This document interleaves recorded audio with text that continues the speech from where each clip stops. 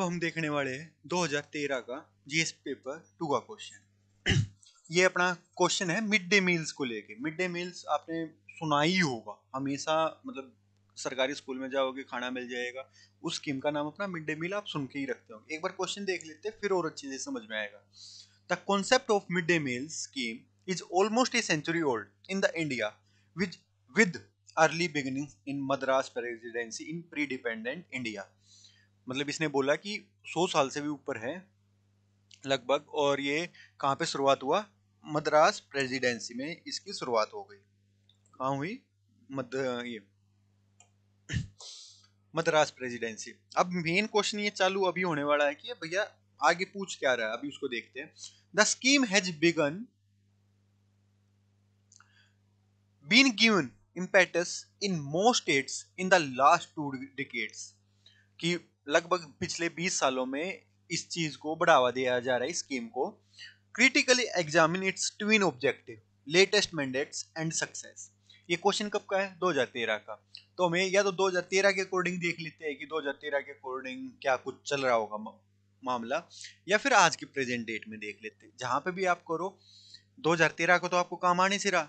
2013 के क्वेश्चन से आपको आइडिया लेना है कि अच्छा ऐसा ऐसा क्वेश्चन आता है, ये चीजें पूछी जाती है कि भैया ऑब्जेक्टिव क्या है उसके, अभी नया उसमें क्या कुछ ऐड हुआ और इसमें सक्सेस है या फेलियर है या क्या चीजें है। ये चीजें इस कोई भी स्कीम होगी उसमें यही चीजें पूछी जाएगी। ऑब्जेक्टिव हो गया, उसमें नया क्या है, नया कुछ रूल्स वगैरह आए हो, और उसका सक्सेस या फेलियर है।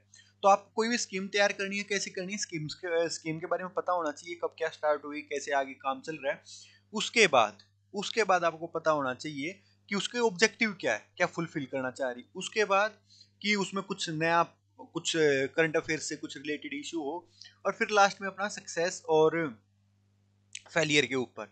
जब आप सक्सेस और फेलियर के ऊपर कोई भी बात करोगे तो उसका वे फॉरवर्ड बताना पड़ेगा कि आपको कैसे इसको अच्छा किया जा सकता है, कि पहले जो भी स्कीम है उसको बेटर कैसे किया जा सकता है। तो जो ये अपना क्वेश्चन है ना, इस क्वेश्चन में हमें एक चीज करनी पड़ेगी, या जो हमें करना चाहिए था, आईबीसी वाली पॉलिसी फॉलो करते हुए। IBC introduction, body and conclusion वाला अपना। आई पे आप क्या करोगे? इंट्रो दोगे। इंट्रो में क्या दोगे? Mid day meal scheme. और जो पहली वाली लाइन बोल रखी है ना कि एक सेंचुरी ओल्ड स्कीम है, मद्रास प्रेसिडेंसी वगैरह में स्टार्ट हुई, वो चीजें आप लिख सकते हो कि हाँ भाई ब्रिटिश इंडिया ने 1925 में, मतलब जो मद्रास प्रेसिडेंसी है वहां पे स्टार्ट किया। फिर पुडुचेरी में अपना फ्रेंच वालों ने स्टार्ट किया 1927 में। इस टाइप की चीजें लिख सकते हो, 3-4 लाइन मोर देन सफिशिएंट। उसके बाद आप बॉडी पार्ट में क्या होगा कि इसके जो ट्विन ऑब्जेक्टिव है ना, ट्विन ऑब्जेक्टिव क्या है?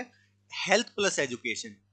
हेल्थ प्लस एजुकेशन कैसे है? देखो, बच्चा आएगा स्कूल में, बच्चा आराम से पढ़े वहां पे बैठ के, उसको भूख लगे, जब अपना ब्रेक है, अपना रिसेस है, उसमें उसको अपना खाना दे दो, जो कि खाना पूरा न्यूट्रिशियस रहने वाला, और उसकी एक टाइम के खाने की पूर्ति पूरा अच्छे से कर दे। अब क्या होगा, बच्चा स्कूल में आ रहा है तो वो पढ़ भी रहा है, और पढ़ रहा है साथ साथ में उसको न्यूट्रिशियस डाइट भी मिल रही है फ्री ऑफ कॉस्ट। तो उसका तो ट्विन ऑब्जेक्टिव हो गया ना, एजुकेशन भी पूरी हो गई और अपनी हेल्थ वाइज भी अच्छा हो गया। ये चीजें हैं। फिर बॉडी पार्ट में आप इसकी ये सारी चीजें बताओगे कि ट्विन ऑब्जेक्टिव। उसके बाद लेटेस्ट मैंडेट्स वगैरह क्या है, कि उसमें आप लेटेस्ट मैंडेट्स वगैरह में आप जो आज की सिचुएशन है उसके अकॉर्डिंग बता दोगे कि सरकार ने इतने पैसे दिए हैं, इसको स्कीम को इतना इतना बढ़ावा दिया जा रहा है, इसमें अपना न्यूट्रिशन वैल्यू इतनी कैलोरी की रखी गई है। कुछ इस टाइप की चीजें आप वो कर सकते हो। इसके लिए आपको करंट अफेयर्स ही ट्रैक करने पड़ेंगे। लास्ट में क्या है कि सक्सेस, इसमें बेसिकली सक्सेस के ही बारे में पूछ रखा है। तो आप अपना जो भी आपको समझ में आए कि ये सक्सेस है या फेलियर है, ये बहुत कम स्कीमों में से एक स्कीम है जो कि सक्सेसफुल है और अच्छा काम कर भी रही है। हाँ, टिट्स एंड बिट्स तो हर जगह है ही। अभी इसमें फोर से मान लो, राजस्थान में मेरा एक दोस्त है, पोस्टेड है एज ए टीचर, वो बताता है वहां पे बहुत सारे बच्चे तो ओनली इसलिए आते हैं स्कूल में कि उनको अच्छा खाना मिल जाए, कि जो अपना रिसेस में 11 बजे, तो उस हिसाब से कि मतलब पढ़ाई तो सेकेंडरी टर्सरी भी उनका ऑब्जेक्टिव नहीं है। उनका ये है कि एक वक्त का खाना मिल रहा है तो स्कूल में आ जाओ। तो इस टाइप की चीजें हैं, तो बच्चों को पुल कर रही है। जहाँ पे भी मिड डे स्कीम्स अप्लीकेबल है वहां पे बच्चे आ रहे हैं स्कूल की तरफ आ रहे हैं। एक दिन नहीं पढ़ेंगे, 2 दिन नहीं पढ़ेंगे, 4 दिन में कुछ ना कुछ रिजल्ट आ जाएगा। तो हेल्थ और एजुकेशन वाइज ये बेनिफिट दे रही है। अब इसमें ना एक वे फॉरवर्ड आप बता सकते हो। वे फॉरवर्ड क्या है कि अगर बच्चों को हम पहले ही सिखा दें कि भैया, बच्चों को तो हम नहीं सिखा सकते 5 साल 10 साल के बच्चे को क्या समझ में आएगा प्रोटीन क्या है, कार्बोहाइड्रेट्स क्या है, फैट वगैरह का पंगा, या फुल एक बैलेंस डाइट का पंगा। बट अगर हम बच्चों को आज के टाइम पे सिखा रहे हैं, लड़कियों को या लड़कों को, वो अपने बच्चों को तो ऐसा वो दे पाएंगे ना एक प्रोस्पेक्टिव, या ऐसा खाना, या खुद अपने आप में कर पाएंगे। मतलब कहने की बात ये है, अगर आप आज का प्रेजेंट पे इन्वेस्ट कर रहे हो तो वो फ्यूचर अपने आप सुधार देगा। तो उसको उस टाइप की नॉलेज दो कि वो घर पे भी वैसे काम कर पाए। उनको पता हो कि हम अंडे खा रहे तो क्यों खा रहे, भाई प्रोटीन की डेफिशिएंसी ना हो। अब इसमें जो एग ओक है, वो पिला पिला, वो खाना चाहिए नहीं खाना चाहिए। अगर आप क्या है अंडा है खा लिया भाई, वो ज्यादा खाने भी ठीक नहीं है। जो ये एग ओक है पीले वाला, वो भी ज्यादा खाना ठीक नहीं है। वो भी एक आध हो तो ठीक है, ज्यादा में तो आपकी फैटी बनाने वाला है वो, जो कि हेल्दी नहीं रहने वाले। तो ये चीजें अगर हम दे देंगे तो उनको समझ में आएगी, और समझ में आएगी वो खुद के ऊपर अप्लाई तो करेंगे ही करेंगे, अपनी फ्यूचर जनरेशन अपने बच्चों के ऊपर भी इन्वेस्ट करेंगे। तो इस टाइप का हमारा वे फॉरवर्ड होना चाहिए कि इस टाइप से हम उनके ऊपर दिमाग में ऑब्जेक्टिव बिठाए और चीजों को समझाएं उनको।